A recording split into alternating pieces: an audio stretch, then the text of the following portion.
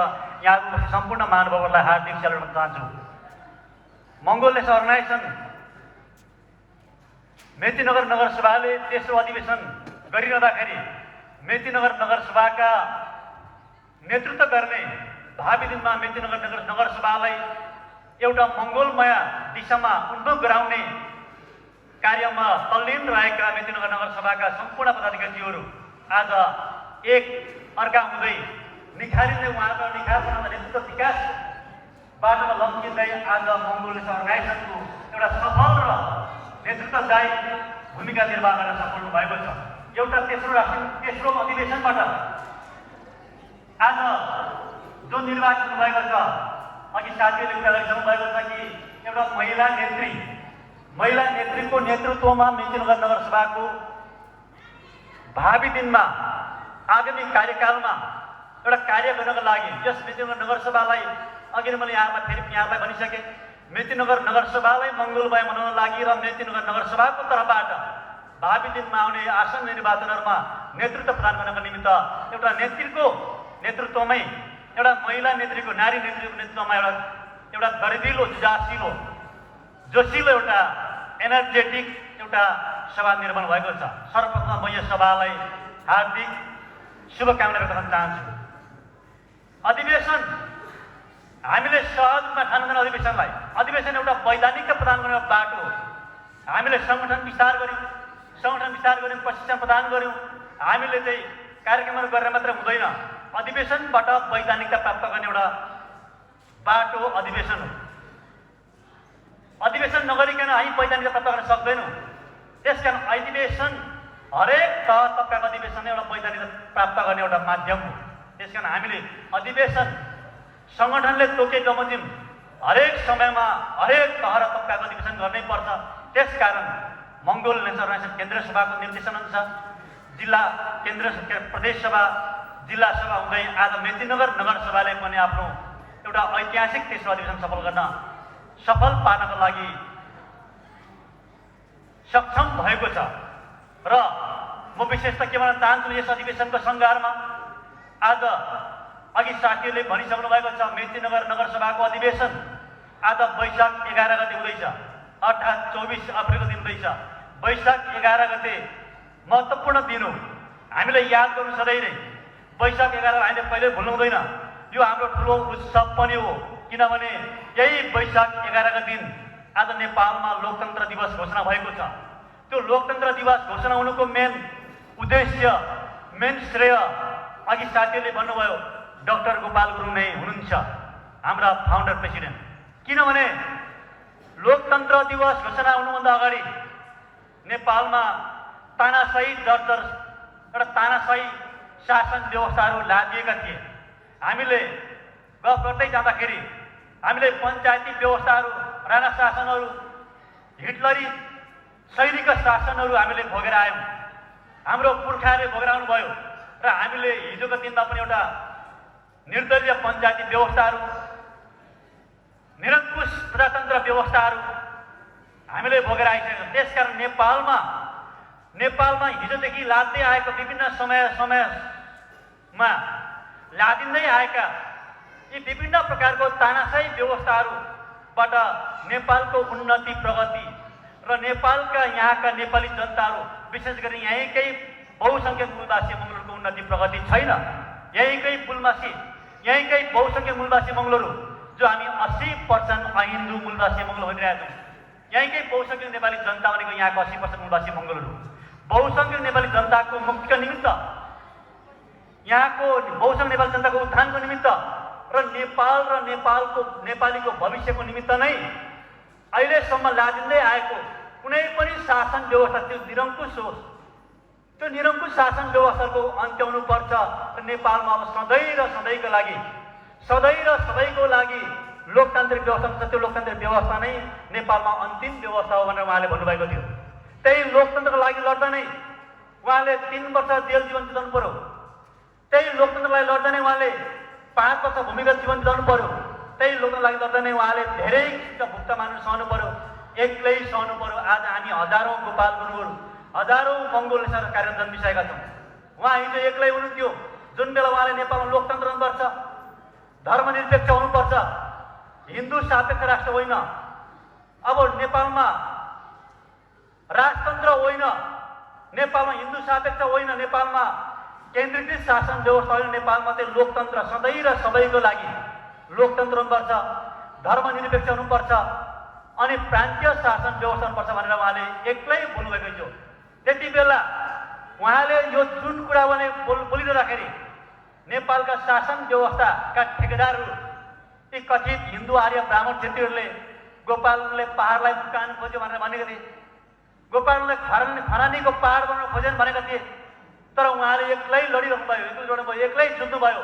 नेपालका तिनै साम्राज्यवादी निरङ्कुश शासन व्यवस्थाका ठेकेदार यिनै विदेशी हिन्दू आर्य वंशको विरुद्धमा उहाँले एक्लै लड्नुभयो। त उहाँ सफल हुनुभयो, त लोकतान्त्रिक व्यवस्था प्राप्ति भयो। आज लोकतान्त्रिक व्यवस्था प्राप्ति भएको 14औं वर्ष पार गरेर 15औं वसन्तमा हामी प्रवेश गरिसकेका छौँ। यो 14औं वर्ष पास गरेर 15औं वसन्तमा प्रवेश गरिरहँदाखेरि हामीले ठुलो जित हासिल गरेको महसुस गर्नै पर्छ। किनभने लोकतन्त्र यहाँको कुनै पनि राजनीतिक दल र कुनै पनि बाहुचित्रको होइन। लोकतन्त्र आज पनि लोकतन्त्रको लागि खुलेर बोल्न सकेका छैनन्। अहिले लोकतन्त्र भनेकै तपाईँ हाम्रो प्राण हो भने हामीले हाम्रो नारामै भनिरहेका छौँ। त्यसकारण लोकतन्त्र भनेको हाम्रो प्राण हो, यो हाम्रो उपलब्धि हो। आज बाहुन क्षेत्रीहरूले हामीले ल्याएको होला भनेर भन्लान्, माओवादीले हामी ल्याएको भन्ला, काङ्ग्रेस हामी ल्याएको भन्ला। तर बाहिरी रूपमा अघि साथीहरूले भन्दै हुन्थ्यो बाहिरी रूपमा देख्दा मात्रै उनीहरूले ल्याएको, तर यो कूटनीतिक कुरा हो, यो डिप्लोमेटिक कुरा हो। यसको लागि गोपाल गुरुङज्यूले राष्ट्रिय अन्तर्राष्ट्रिय रूपमै उहाँले लड्नु भएको छ। जुन कुराहरू आज माथिल्लो लेभलबाट सोच्न सक्ने व्यक्तित्वहरू, राजनीतिकर्मीहरू र विदेशका अन्तर्राष्ट्रिय समुदायका कूटनीतिज्ञहरूलाई मात्रै यसको थाहा छ कि नेपालमा रिपब्लिकनको निमित्त, नेपालमा सेकुलरिजमको निमित्त र नेपालमा प्रोभिन्सियल गभर्मेन्टको निमित्त लड्ने व्यक्ति नै आखिर एक्लो व्यक्ति हो गोपाल गुरुङ र एक्लो सङ्गठन हो मङ्गोले सेना। प्रश्नै बोलिसकेको छ। यसको विषयमा गोपाल गुरुङज्यूले जुन कुरा लड्नुभएको थियो, लोकतन्त्र, धर्मनिरपेक्ष प्रान्तीय सरकार र मानवाधिकार, यसको विषयमा अन्तर्राष्ट्रिय समुदायले रिसर्च गर्यो।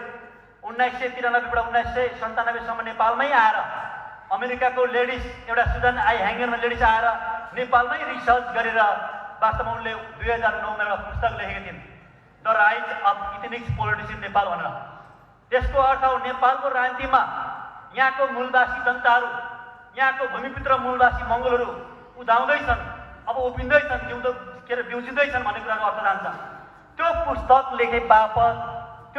लेखे पछाडि मात्रै नेपालमा प्रश्न भयो कि नेपालमा लोकतन्त्रको लागि, धर्मनिरपेक्षको लागि र प्रान्तीय सरकारको लागि लड्ने एक मात्रै सङ्गठन र एक्लो व्यक्ति, लोकतन्त्रवादी व्यक्ति भनेकै मङ्गोले सेना गोपाल गुरुङ हो भनेर प्रश्न भइसक्यो। यो प्रमाणित गरिसक्यो।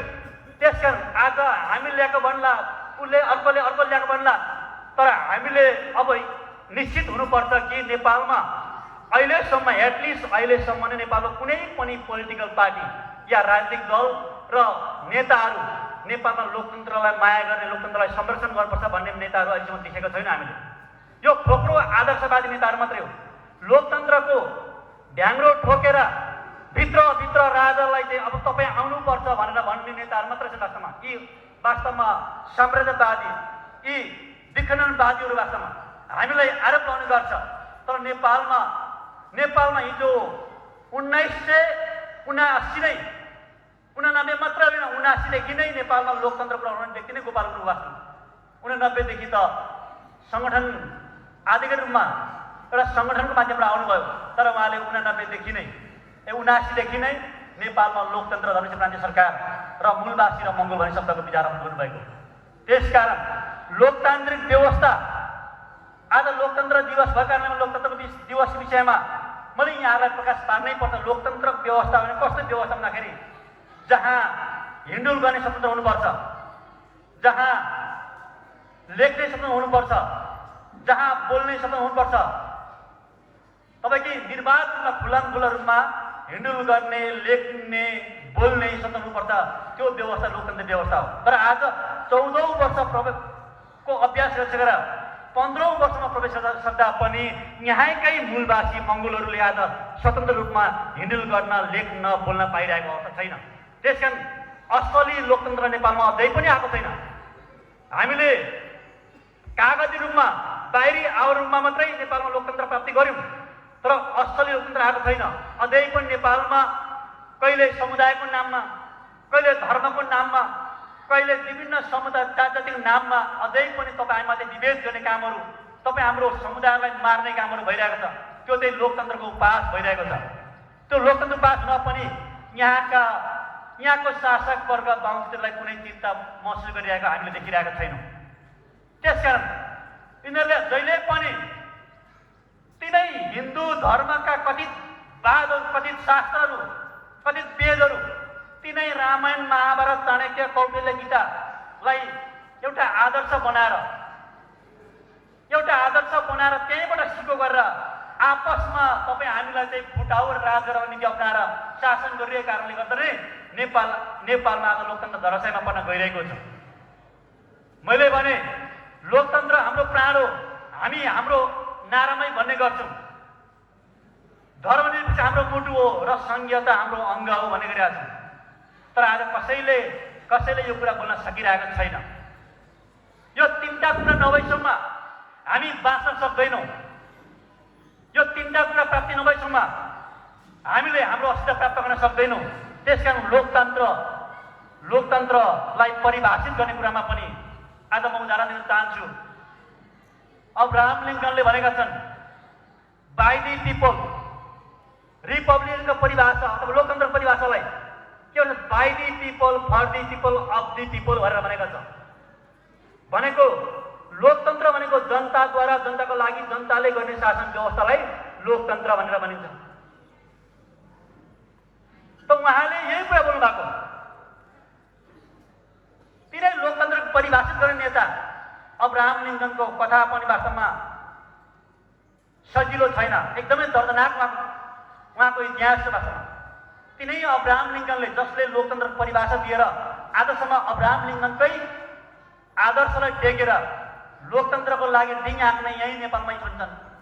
तर तिनै अब्राहम लिङ्कनले सजिलैसँग लोकतान्त्रिक मुलुकमा उनले राष्ट्रपति भएका होइनन्। वास्तवमा उनी अब्राहम लिङ्कन अमेरिकाको राष्ट्रपति भएका थिए, तर सजिलै अब्राहम लिङ्कनले अमेरिका राष्ट्रपति भएको थिएन। उनको जीवनमा जहिले पनि दुःखै दुःख थियो। उनको जीवनमा जहिले पनि यातना थियो। उनको जीवनमा कहिले पनि सुख शान्ति भन्ने कुराहरू कहिले पनि आएन। कि उनको जीवनमा दुईचोटि त जग्गाको जमिनको मुद्दामा आफ्नो घर बाल्दै छोडेर जानु परेको अवस्था थियो उसको परिवारले। उसको आमा गुमाएको पीडाहरू त्यतिकै थियो, उसको प्रेमिका गुमाएको पीडाहरू उत्तिकै थियो। त्यसपछि निर्वाचन राजनीतिमा एउटा साथीको माध्यमबाट, एउटा साथीको मोटिभेसनबाट राजनीतिमा उम्रिएका तिनै अब्राहम लिङ्कनले पटक पटक हार बिहोरेका थिए। तर पटक पटक हार बिहोर्दा पनि उनले कहिल्यै पनि हरेस खाएनन्। पटक पटक हार बिहोर्दा पनि न कुनै सम्पूर्ण परिवारकै थियो, एकदमै विपन्न परिवारको अब्राहम लिङ्कनको परिवार। त्यस्तो परिवारबाट राजनीतिमा प्रवेश गरेका व्यक्ति उनै अब्राहम लिङ्कनले पटक पटक हार बिहोर्दा पनि कहिले हरेस खाएनन्। अन्तिममा गएर उनले हरेक निर्वाचन फेस गर्दै, हरेक निर्वाचन हार्दै गयो। अन्तिममा गएर उनले सफलता हात पारेको छ। मैले भन्नु खोजेको के भने, हामीले पनि जीवनमा कहिले पनि हार मान्नु हुँदैन। हामीले यदि हार मान्यौँ भने हामीले कहिले पनि सफलता प्राप्ति गर्न सक्दैनौँ। त्यो असफलता नै सफलताको एउटा खुड्किलो हो। मैले एकजना विद्वानको भनाइ सुनेका थिएँ, तपाईँ हामीले अगाडि बढ्नको निमित्त दुईवटा व्यक्तिलाई कहिले पनि भुल्नु हुँदैन। एउटा व्यक्ति हो ऊ हरेक कुरामा सफल भएको व्यक्ति, एउटा सफल भएको व्यक्ति, कुनै क्षेत्रमा सफल भएको व्यक्ति र असफल भएको व्यक्ति। सफल भएको व्यक्ति र असफल भएको व्यक्तिलाई हामीले जहिले पनि अध्ययन गर्नै पर्छ। हामीले त्यो उसको विषयमा जान्नै पर्छ। किनभने सफल भएको व्यक्तिबाट हामी कसरी ऊ सफल भयो भन्ने कुरा सिक्छौँ।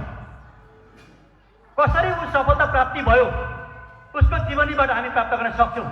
र असफल व्यक्तिको जीवनी अध्ययन गर्नुको कारण के भन्दाखेरि कसरी असफल हुँदो रहेछ, के कारणले असफल हुँदो रहेछ भन्ने कुराहरू पाठ लिनको लागि नै असफल व्यक्तिहरूको जीवनी पनि हामीले पढ्नै पर्छ। त्यसका जीवनमा दुईवटा व्यक्ति, हामी सफल हुनको लागि सफल व्यक्तिको जीवनी पढ्नै पर्यो र असफल व्यक्तिको जीवनी पनि पढ्नै पर्यो। कसरी असफल भयो र ऊ कसरी सफल भयो। त्यसकारण सफल व्यक्तिको मात्रै हामीले अध्ययन गरेन, उसको जीवनमा जहिले पनि असफल भएको व्यक्तिलाई पनि अध्ययन गरे मात्रै हामी सफलता हासिल गर्न सक्छौँ, अगाडि बढ्न सक्छौँ। त्यसकारण मैले यहाँहरूलाई मैले भन्नै पर्छ कि नेपालको हकमा मङ्गोल नेसनल अर्गनाइजेसन भनेको यस्तो सङ्गठन हो जो काठमाडौँको भद्रगोल जेलको चिसो भुइँबाट डाक्टर गोपाल ज्यूले जन्माउनु भएको सङ्गठन हो। उहाँले त्यत्तिकै जन्माउनु सङ्गठन होइन कि नेपालमा तपाईँ हामी यहाँको नेपालको 80% मूलवासी मङ्गोलहरू जो आफ्नै भूमिमा भूमिहीन छौँ, जो आफ्नै भूमिमा अधिकारविहीन छौँ, जो आफ्नै भूमिमा अस्तित्वविहीन छौँ, तिनै भूमिहीन अधिकारविहीन र अस्तित्वविहीन बनाइएका यिनै नेपालका 80% मूलवासी मङ्गोलहरू अब आफ्नै भूमिमा अधिकार सम्पन्न भएर अस्तित्वसहित बाँच्नुपर्छ। त्यो बाँच्नको निमित्त नै मैले यो मङ्गोल नेसनल अर्गनाइजेसन खोल्नुपर्छ भने उहाँले खोल्नु भएको सङ्गठन। अब हामीले मङ्गोल नेसनल अर्गनाइजेसन भनेको काङ्ग्रेस एमाले माओवादी यस्तो सहजै हुँदैन। कहिले पनि मङ्गोल नेसनल अर्गनाइजेसनलाई काङ्ग्रेस एमाले माओवादी राप्रपासँग कहिले पनि कम्पेरिजन नगरौँ। हामी म यहाँलाई आग्रह गर्न चाहन्छु, मङ्गोल नेसनल अर्गनाइजेसन भनेको तपाईँ हामी यहाँको अस्तित्वविहीन बनाएका नेपालका 80% मूलवासी मङ्गोलको एउटा छात्र सङ्गठन हो। यसले मात्रै नेपालमा दिगो शान्ति, दिगो विकास र तपाईँ हामी यहाँका भोका नाङ्गा अस्तित्वविहीन बनाएका अधिकारविहीन बनाएका यहाँको 80% मूलवासी मङ्गोलको अधिकारको ग्यारेन्टी गर्न सक्छ।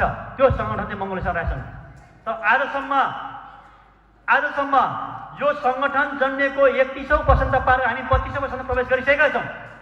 32औं वसन्तमा आइसक्दा पनि नेपालमा तपाईँ हाम्रो मान्छेहरूले यहाँका मूलवासी मङ्गोलले वास्तविक रूपमा आफ्नो अस्तित्व बुझ्न सकिरहेको छैन। त अब हामीले बुझ्न पर्छ, हामीले जहिले पनि स्वार्थका पछाडि, सीमित लोभको पछाडि, क्षणिकको स्वार्थका पछाडि, क्षणिकको सुखसल ऐसारको निम्ति मात्रै हामी सोच्दैन। अहिलेसम्म हाम्रो दूरदर्शको परिणाम नै हाम्रो बाबुबाजे, हाम्रो पुर्खाहरू, हाम्रो दाजुभाइहरूले सीमितको स्वार्थ, क्षणिकको लोभ लालच आश्वासनबाट मात्रै हामीले नजरअन्दाज गरेर गयौँ, त्यसलाई मध्यनजर गरेर गयौँ। कहिले पनि दूरदर्शी भएर सोच्न सकेनौँ। गोपाल गुरुङजीले भन्नुभएको थियो हामीले 1 पाइला होइन 1000 पाइला सोच्नुपर्छ भनेर भन्नुभएको छ। Political power is the master key of all locks भनेर भन्नुभएको थियो। यो महत्त्वपूर्ण बनायो। त आजसम्म हाम्रो धर्म, भाषा, वेशभूषा, रीतिरिवाज, संस्कार, संस्कृति, अघि साथीहरूले भन्नुभयो सबै कुरा त गुमायौँ। अब गुमाउनु पर्ने केही पनि छैन। हामीले ती सबै कुरा गुमाएर पनि तपाईँ हामी अझै मान्छे बन्न किन सकिरहेका छैनौँ भन्ने कुरा गम्भीर हो। त्यसकारण उहाँले political power is the master key of all locks भनेर भन्नुभएको छ। राजनीतिक शक्ति भनेकै सबै जनतालाई खोज्ने चाबी हो। त्यसको राजनीतिक चेतनशील बनाऊ अनि मात्रै तिम्रो आउने भावी पिँढीको उज्जवल र सुरक्षित भविष्य बन्छ भनेर उहाँले भन्नुभएको छ। तर हामीले राजनीति भनेको यो हुने खानेले गर्ने कुरा हो। हामी राजनीति गर्दैन। छोरीचेली राजनीति गरेर बिग्रिन्छ, ऊ त्यो फल्नाको बुहारी राजनीति पनि थाल्यो भनेर भन्छ। हाम्रै आमा दिदीबहिनी भन्नुहुन्छ। त्यसो होइन। अब तपाईँ हामी नारी पुरुष एउटै पाटाको 2 पाङ्ग्रा हो, एउटै रथको 2 पाङ्ग्रा हो, एउटै सिक्काको 2 पाङ्ग्रा 2 पाटा हो। अब नारी पुरुष हातेमाले अगाडि बढ्नै पर्छ। अब हामीले चुला चौकामा सीमित होइन। विशेष नारी दिदीलाई भन्न चाहन्छु, चुला चौकामा सीमित होइन। अब तपाईँ हामी पनि भोलिको दिनमा नेपालको हरेक तहमा, भन्नुको मतलब हरेक तह भनेको चाहिँ स्थानीय तह, भोलि यहाँ वडापालिका आउँछ, नगरपालिका आउँछ, गाउँपालिका आउँछ, हरेक तहमा तपाईँ हामीले पनि प्रतिनिधित्व गर्नुपर्छ।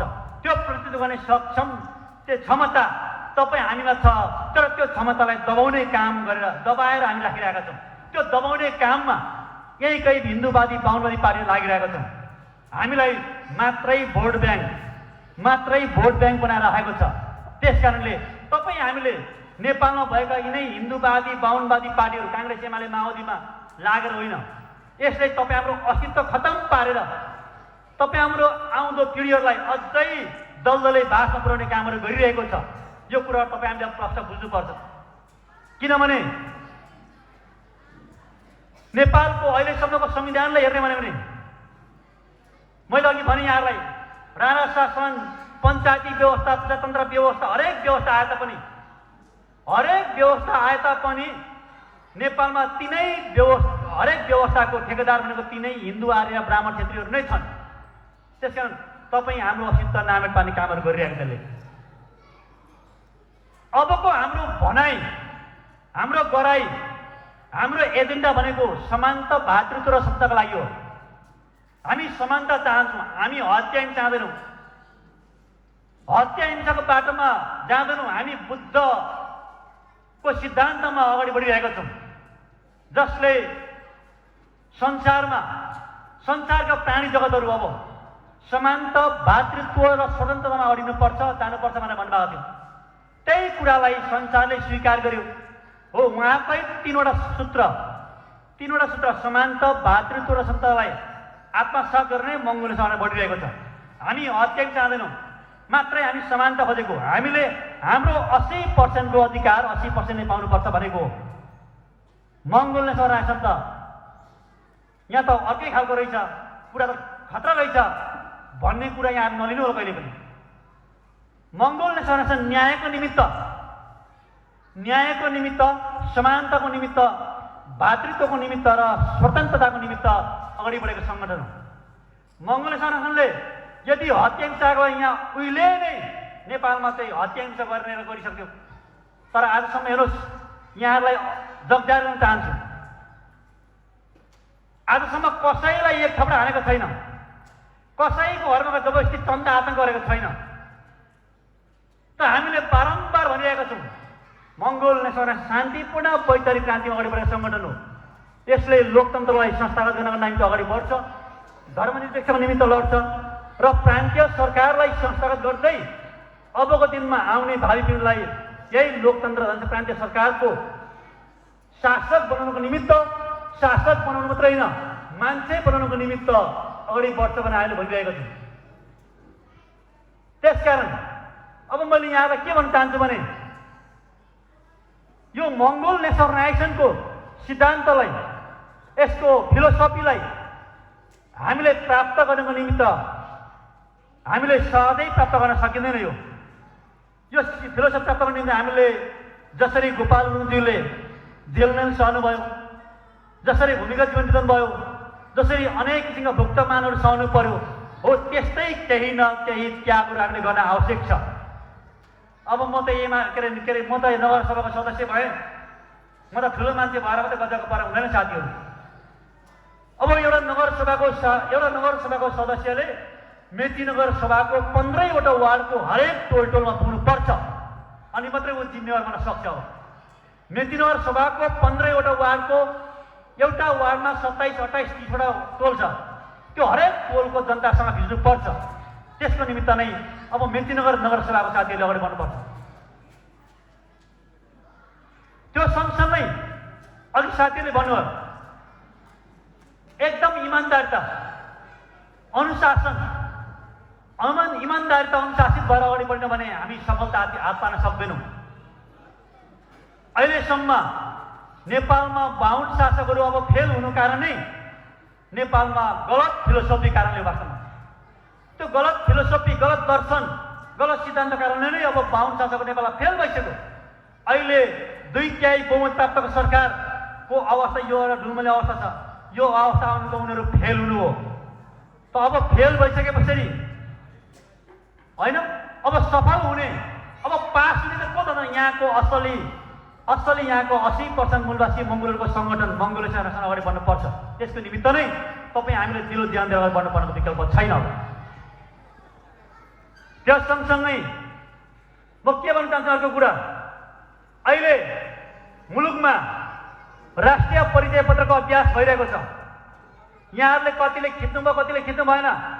त्यो राष्ट्रिय परिचय पत्र भनेको अन्तर्राष्ट्रिय स्तरमा पनि अभ्यास गरेर आइसकेको कुरा हो। त्यो राष्ट्रिय परिचय पत्र अन्तर्राष्ट्रिय स्तरमा अभ्यास गरेर नेपालमा पनि आइसकेको, नेपालमा भर्खरै आएको। त्यस कारण हामीले त्यो राष्ट्रिय परिचय पत्र पनि अब सबैले बनाउनुपर्छ।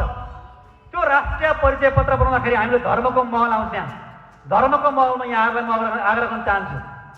धर्मको महलमा यहाँहरूले धर्म के भन्दाखेरि हिन्दू लेख्नु होला कतिले, मैले पनि धेरै देखेँ वास्तवमा। के लेख्नु भन्दा हिन्दू लेख्यौँ त मङ्गोल नेसर राष्ट्र भनिरहेको छ कि हामी मङ्गोल हिन्दू होइनौँ, जात जाति भन्दैनौँ, हिन्दू चाड मान्दैनौँ भनेर भनिरहेको छ। हिन्दू धर्मै होइन वास्तवमा। यहाँले अब सत्य कुरा बुझ्नुपर्छ।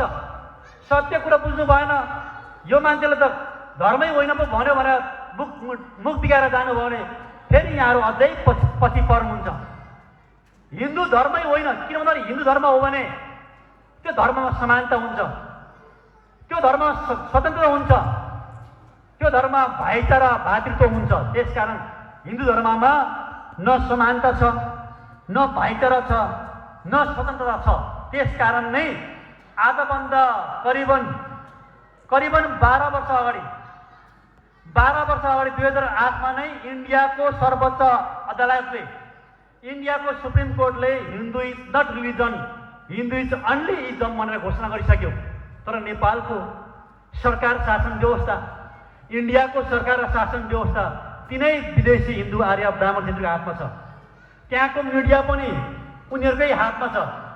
हरेक पत्र पत्रिका टेलिभिजनहरू उनीहरूकै हातमा भएको कारणले त्यो कुराको प्रचार भएन। त्यसकारण तपाईँ हामीलाई धेरैले थाहा छैन होला। अहिले हिन्दू धर्म हो, हिन्दूवाद हो। हिन्दू चाहिँ ब्राह्मणको कर्मकाण्ड गर्ने संस्कार मात्रै हो बाहुन।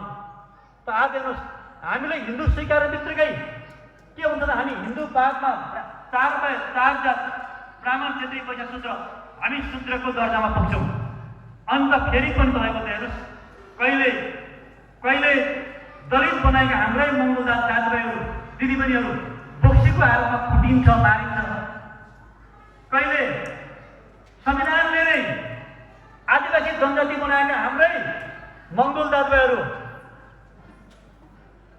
तपाईँको चाहिँ भोटे थाल्नेको नाममा कुटिन्छ, मरिन्छ। यस्तो खालको विभेदहरू वास्तवमा कहाँबाट आयो भने तिनै हिन्दू संस्कारबाट आयो, हिन्दूवादबाट आयो। त्यो हिन्दूवाद बाहेक कहीँ पनि हुँदैन, हिन्दूवाद बाहेक कहीँ पनि हुँदैन। त्यस कारण हामीले अब हामीले सबै समान दर्जामा रहनको लागि, सबै समान दर्जा रहेर अस्तित्व सहित मङ्गोल र मूलवासी भएर बाँच्नका लागि निमित्त नै अब तपाईँ हामीले धार्मिक परिवर्तन गर्नुपर्छ। अब धार्मिक क्रान्ति गर्नुपर्छ, धार्मिक मुक्ति पाउनुपर्छ। अब त्यसका लागि नै मैले यहाँ राष्ट्रिय परिचय पत्र पनि हामीले हिन्दू धर्म होइन, अब हिन्दू धर्मदेखि बाहेक बौद्धिस्ट, क्रिस्चियन, सिख, जैन, मुसलमान कुनै पनि धर्म हामी लेख्न सक्छौँ। तर हामी हिन्दू होइनौँ। मङ्गोल नेसर राष्ट्रको त सिद्धान्तै छ, नारै छ, हामी मङ्गोल हिन्दू होइनौँ। जात जाति भन्दैनौँ, हामी जात जाति कहिले भन्दैनौँ, हामी समुदाय सम्प्रदाय भन्छौँ। त्यस कारण यहाँले जात जाति लेख्नु होला, जात जाति कहिले नबन्नु होला यहाँ। त्यस कारण राष्ट्रिय परिचय पत्र नबनाउने साथीले पनि अब यहाँले बनाउनै पर्छ। तर बनाउँदाखेरि धर्मको महलमा हिन्दू बाहेक अन्य धर्महरू अस्तित्वमा रहेका धर्महरूलाई यहाँले पिटान गरेर फर्म भएर लेख्नुहोस्, आफ्नो राष्ट्रिय परिचय पत्र बनाएर जानुपर्छ। अरू सँगसँगै अब नेपालमा हरेक 10-10 वर्षमा राष्ट्रिय जनगणना हुन्छ र 2078 सालमा पनि राष्ट्रिय जनगणना हुन गइरहेको छ। यो राष्ट्रिय जनगणना भइरहँदाखेरि तपाईँ हामीले सोच्नुपर्ने कुराहरू धेरै छन्। हिजो 2068 सालको राष्ट्रिय जनगणनामा 85% र 81% हिन्दू धर्म छ भनेर त्यहाँ भनिएको थियो। त यत्रो बुद्ध जन्मेको देशमा, यत्रो तपाईँको हिन्दूहरू बसेको देशमा, यत्रो 80% मूलवासी मङ्गोलहरू बसेको देशमा 81% हिन्दू भनेर तथ्याङ्क लियो। यहाँ गम्भीर ठुलो षड्यन्त्र छ वास्तवमा। त्यसकारण तपाईँ हामीले अब राष्ट्रिय जनगणनामा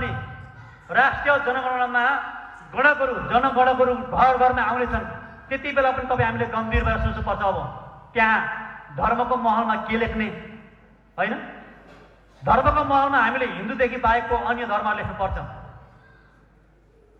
त्यहाँ जात भनेर लेखेको हुन्छ। खास त जात होइन, हामी समुदायसम्म देख्छौँ। वर्ष उनीहरूलाई जात काटेर समुदाय लेख भनेर भन्ने हो। अनि त्यो महलमा, त्यो जात काटेर समुदायको महलमा हामीले हाम्रो थर होइन। अब हुन त हामी मङ्गोल भनेर अब एकजुट भइरहेका छौँ, तथापि तपाईँ हाम्रो सबैको एउटा थर छ। तामाङ छ, राई छ, लिम्बू छ। त्यो भित्र पनि तामाङले तपाईँको त्यो गोले, घिसिङ, अनि राईले बान्तवा, यता तपाईँको चाहिँ के अरे खालिङ होइन देखेर गयौँ भने त त्यहाँ फेरि अल्पसङ्ख्यक कोटामा फेरि पर्न जान्छन्। यहाँको बहुसङ्ख्यक जनसङ्ख्या ओगटेका समुदायहरू फेरि थर लेखेका कारणले त्यो थरलाई अल्पसङ्ख्यक समुदाय भनेर गइरहेको छ। त्यसकारण अब थर लेखे तापनि थरको पछाडि हाम्रो समुदाय कुन समुदायका छौँ त्यो समुदाय पनि यहाँले कोड गरेर प्रष्ट लेख्नु होला। यदि यहाँले खाली लेख्नुभयो भने, यहाँले बान्ता लेख्नुभयो भने बान्ता पछाडि अब आफ्नो समुदायको उन्नति लेख्नु होला। अनि मात्रै वास्तविक यहाँको वास्तविक जनसङ्ख्या कति हो भन्ने कुरा जानुहुन्छ। त्यो जनसङ्ख्याको आधारमा नै भोलि मङ्गोल नेसनल अर्गनाइजेसनले पनि शक्तिमा पुगिसके पछाडि त्यो जनसङ्ख्याको आधारमा शक्तिमा पुगिसकेपछि तपाईँको चाहिँ क्षेत्र कार्य विभाजन गर्ने कुराहरू, शक्ति विभाजन गर्ने कुराहरू त्यो रहन्छ। त्यसकारण राष्ट्रिय परिचय पत्र, राष्ट्रिय जनगणनामा यहाँहरूले गम्भीर भएर एकदमै सचेत भएर त्यहाँ तपाईँहरूले गणक आउँदाखेरि त्यहाँ तपाईँले एकदमै आँखा नघुमाइकन त्यहाँ हेरेर लेख्नु पर्ने हुन्छ। यहाँका गणक पनि म्याक्सिमम अहिले सत्ता र शक्तिको आडमा तिनै हिन्दू आर्यको छोरा नातिहरू, भान्जाहरू तपाईँको त्यो गणक नियुक्ति भइसक्यो। तपाईँ हामीले थाहा पाएनौँ।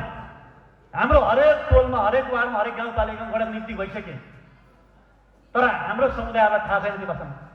त अब यस्ता कुराहरू अब हामीले मध्यनजर जानुपर्छ।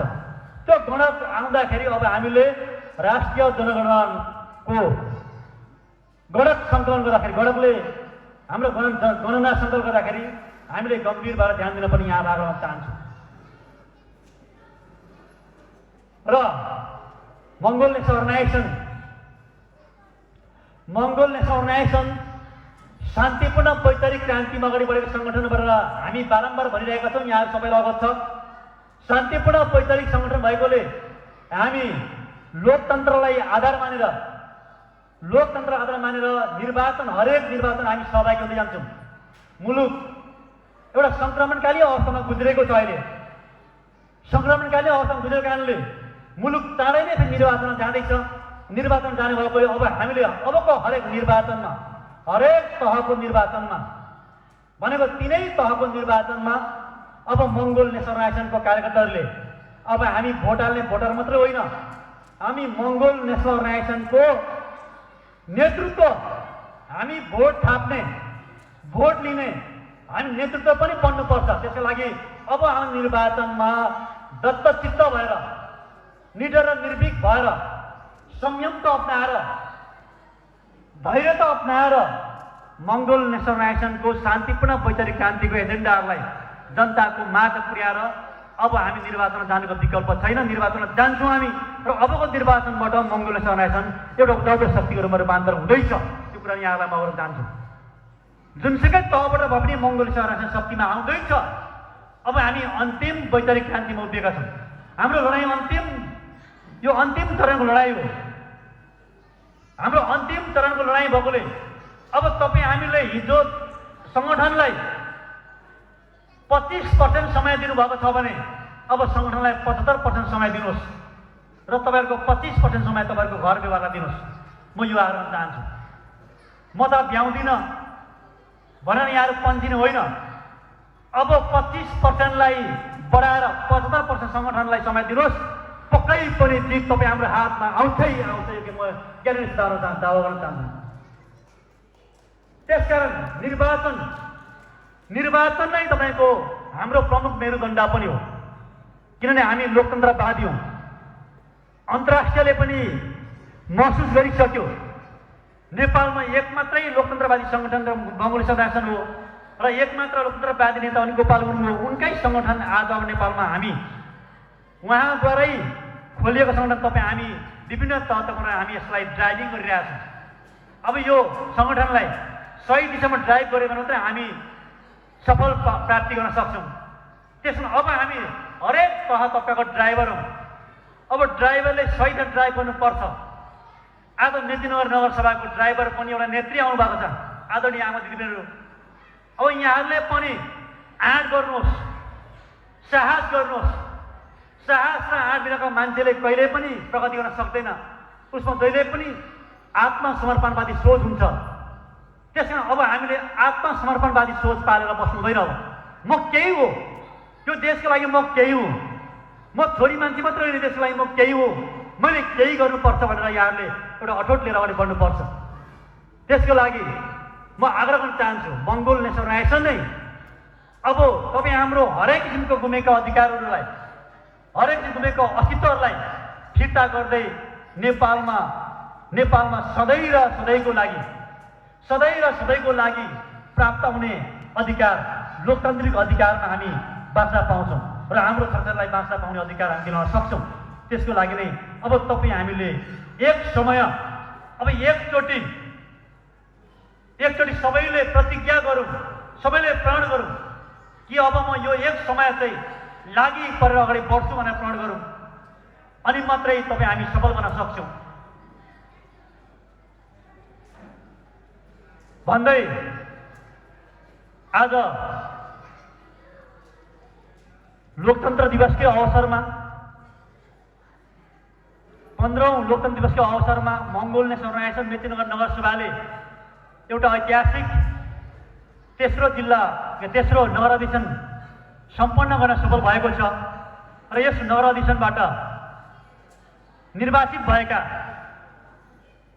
सिनारा मेचेज्यूको अध्यक्षतामा निर्वाचित भएका सम्पूर्ण निर्वाचित पदाधिकारीज्यूहरूलाई यहाँको कार्यक्रम सफल रहोस् भन्ने फेरि पुनः शुभकामना व्यक्त गर्दै आज लोकतन्त्र दिवसको शुभ अवसरमा उपस्थित रहनुभएका सम्पूर्ण आदरणीय आमा बुवा दाजुभाइ दिदीबहिनीहरूलाई सुख शान्ति समृद्धि अनि उत्तरोत्तर कामना गर्दै मङ्गोल नेसन अर्गनाइजेसन केन्द्रीय सभाको तर्फबाट म शुभकामना व्यक्त गर्दै मेरो व्यक्तिगत तर्फबाट शुभकामना व्यक्त गर्दै म आफ्नो भनाइ पनि अन्तर्गत चाहन्छु। धन्यवाद। जय मङ्गोल।